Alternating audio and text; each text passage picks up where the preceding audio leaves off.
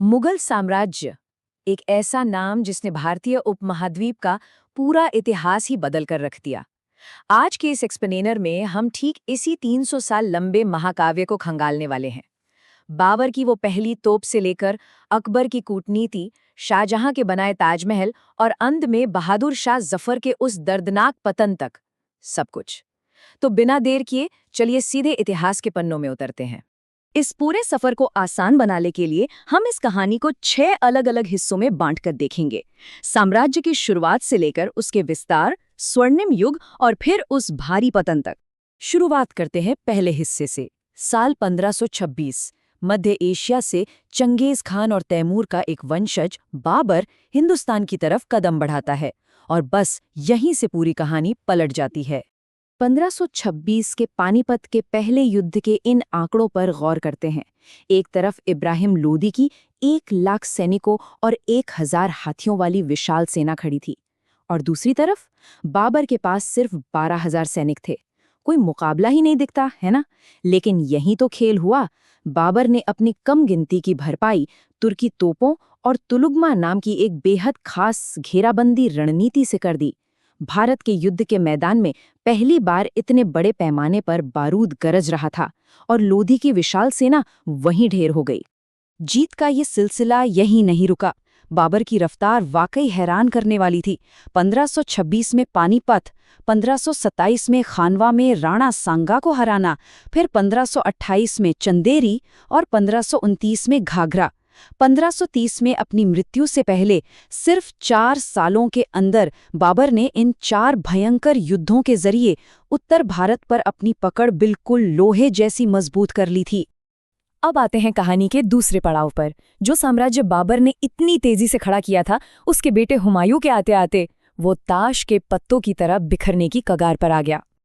देखिए, हुमायूं की जिंदगी किसी रोलर कोस्टर से कम नहीं थी। 1540 के कन्नौज युद्ध में शेर शाह सूरी से ऐसी हार मिली कि हुमायूं को भारत छोड़कर भागना ही पड़ा। पूरे 15 साल तक वो सिंध और काबुल के रेगिस्तानों में दर दर भटकता रहा। लेकिन कहानी खत्म नहीं हुई। 1555 में उसने एक शानदार वापसी की और दिल्ली को फिर से जीत लिया। पर किस्मत देखिए, सत्ता वापस पाने के कुछ ही महीनों बाद अपनी ही लाइब्रेरी की सीढ़ियों से गिरकर उसकी बेहद दर्दनाक मौत हो गई। और यहीं से शुरू होता है हमारा तीसरा दौर, अकबर का दौर। जब हुमायूं की मौत हुई तो अकबर की उम्र थी महज 13 साल। लेकिन इस छोटे से लड़के ने एक टूटे फूटे नाजुक से राज्य को दुनिया के सबसे महान साम्राज्यों में से एक में बदल कर रख दिया। अकबर की सबसे बड़ी खासियत ये थी कि वो सिर्फ तलवार के दम पर राज नहीं करना चाहता था। उसे मालूम था कि इतने बड़े और विविध उपमहाद्वीप को एक साथ बांधना है तो कुछ नया करना होगा। उसने धार्मिक सहिष्णुता की नीति अपनाई और गैर मुस्लिमों से लिया जाने वाला जजिया टैक्स हमेशा के लिए खत्म कर दिया। इसके अलावा राजा टोडरमल के साथ मिलकर जब्ती नाम की एक बेहतरीन राजस्व प्रणाली लागू की। उसने दीन-ए-इलाही नाम से एक नया धर्म बनाने तक की कोशिश की और बीरबल व तानसेन जैसे दिग्गजों को अपने नवरत्नों में शामिल किया। इन सब में अगर कोई एक चीज मुगलों की रीढ़ बनी तो वो थी मनसबदारी व्यवस्था। ये समझना बहुत जरूरी है। इस अनोखे सिस्टम में हर अधिकारी को एक मनसब यानी रैंक मिलता था, जो 2 हिस्सों में बटा था, जात और सवार। जात से उस अधिकारी का रुतबा और सैलरी तय होती थी, और सवार का मतलब था कि उसे कितने घुड़सवार सैनिक अपने पास रखने होंगे। इसी एक सिस्टम ने पूरी सेना और प्रशासन को एक बहुत ही कड़क और व्यवस्थित सांचे में ढाल दिया। प्रशासनिक सुधार तो अपनी जगह है, पर यह भी सच है कि अकबर एक बेहद आक्रामक और रणनीतिक विजेता था। 1556 के पानीपत के दूसरे युद्ध में हेमों को हराना हो, राजपूतों के खिलाफ चित्तौड़गढ़ की वो क्रूर घेराबंदी हो, या फिर 1576 में महाराणा प्रताप के खिलाफ लड़ा गया हल्दी घाटी का वो ऐतिहासिक युद्ध, इन लगातार सैन्य अभियानों से साम्राज्य की सीमाएं फैलती ही चली गईं। चलिए अब चौथे हिस्से की तरफ बढ़ते हैं, वास्तुकला का स्वर्णिम युग। अकबर के जाने के बाद फोकस सिर्फ लड़ाई झगड़े और विस्तार से हटकर बेहिसाब दौलत और कला की तरफ मुड़ गया। जहांगीर का जो समय था ना, उसमें 2 बहुत ही अहम चीज़ें हुईं। पहली, उसकी बेगम महारानी नूरजहां का ज़बरदस्त दबदबा। वो दरबार की इतनी ताकतवर महिला बन गई कि उनका नाम सिक्कों तक पर छपने लगा, और दूसरी घटना जो आगे चलकर बहुत भारी पड़ने वाली थी, 1615 में ब्रिटिश ईस्ट इंडिया कंपनी का भारत आना। सर थॉमस रो को व्यापार की इजाज़त मिल गई और अनजाने में ही सही, यहीं से भारत में ब्रिटिश राज के बीज बो दिए गए। जहांगीर के बाद तख्त मिला शाहजहां को। लाल किले के दीवाने खास में लिखी ये लाइनें काफ़ी मशहूर हैं, अगर धरती पर कहीं जन्नत है तो वो यही है, यही है, यही है। ये शब्द शाहजहां के दौर के उस बेमिसाल ऐश्वर्य को बिल्कुल सटीक तरीके से बयां करते हैं। मयूर सिंहासन हो या जामा मस्जिद, ये दौर मुगल वास्तुकला का बिल्कुल चरम शिखर था। अब जरा इस नंबर 22 पर नजर डालते हैं। ये कोई मामूली नंबर नहीं है, ये उन 22 सालों की कहानी है जो हजारों कारीगरों ने ताजमहल को बनाने में लगा दिए। मुमताज महल की याद में खड़ा किया गया ये प्यार का प्रतीक आज भी मुगल वास्तुकला की सबसे महान और खूबसूरत पहचान माना जाता है। लेकिन कला और खूबसूरती का ये दौर हमेशा के लिए नहीं था। 5वें हिस्से में प्रवेश करते ही कहानी में खून खराबा शुरू हो जाता है, जब शाहजहां के बेटे औरंगजेब ने सत्ता की कमान अपने हाथों में ली।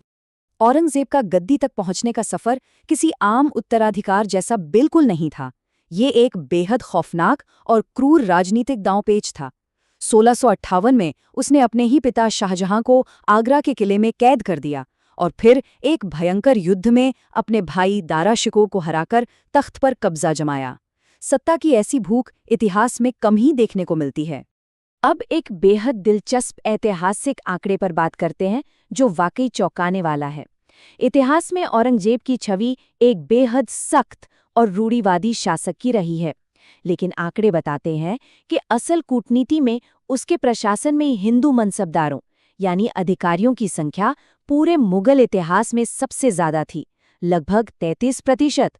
मतलब शासन चलाने के लिए सिर्फ धार्मिक नीतियां नहीं बल्कि व्यावसायिक रणनीति भी काम कर रही थी। औरंगजेब का शासन पूरे 50 सालों तक चला। उसने साम्राज्य को इतना फैलाया जितना पहले कभी नहीं हुआ था, लेकिन इसके साथ ही उसने कई बेहद सख्त नीतियां भी थोप दीं।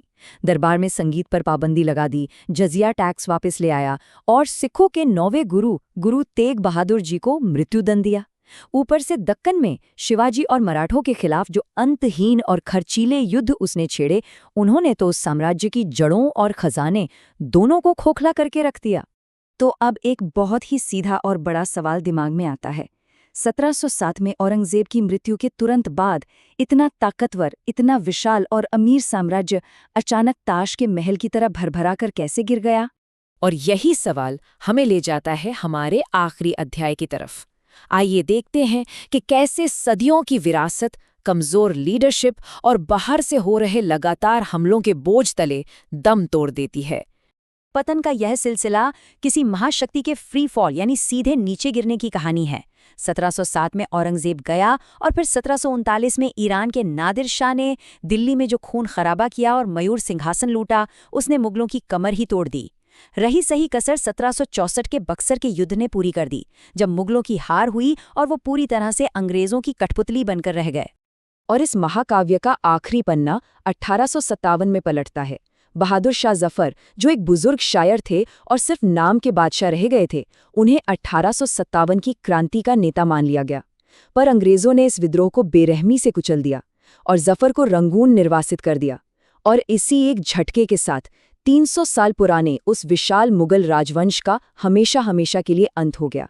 भले ही वो साम्राज्य मिट्टी में मिल गया, लेकिन उसकी विरासत आज भी आधुनिक भारत की रगों में दौड़ रही है। चाहे वो ताजमहल और लाल किले की शानदार इमारतें हों या वो प्रशासनिक और रेवेन्यू मॉडल जिन्होंने हमारी आज की आधुनिक नौकरशाही की नींव रखी। इतना ही नहीं, उर्दू जैसी मीठी भाषा का विकास और हमारी थालियों में सजने वाली लजीज बिरयानी और कबाब, ये सब उसी ऐतिहासिक और सांस्कृतिक मेल जोल की देन है। इस एक्सप्लेनर को खत्म करने से पहले एक बहुत ही गहरी बात सोचने के लिए छोड़ जाते हैं। क्या इतने विशाल साम्राज्य के डूबने की वजह सिर्फ अंग्रेज या बाहरी हमलावर थे, या फिर इसके विनाश के बीज इसके अपने ही अति विस्तार, अंतहीन युद्धों और आपसी कलह के बीच बहुत पहले ही बो दिए गए थे? ये एक ऐसा विचार है जो हमें ये सोचने पर मजबूर करता है कि जो इमारत बाहर से जितनी मजबूत दिखती है, वो अक्सर अंदर से उतनी ही खोखली होने लगती है। आज के इस ऐतिहासिक सफर में जुड़ने के लिए बहुत बहुत शुक्रिया।